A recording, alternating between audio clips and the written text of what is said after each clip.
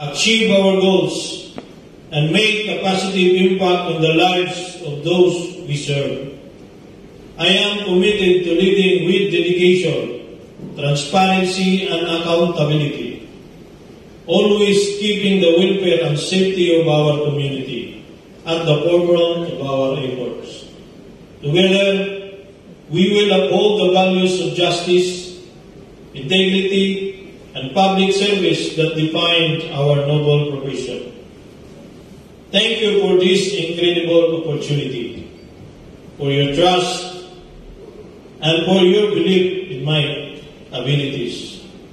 I am honored to serve as a Chief of Police for Pasay City, and I look forward for the journey ahead with optimism, determination, and a deep sense of purpose. Muli, ang sabi ng ating mahal na Chief PNP, sa bagong Pilipinas, ang gusto ng pulis, ligtas ka. Muli, maraming salamat sa ating lahat and have a nice day. Thank you.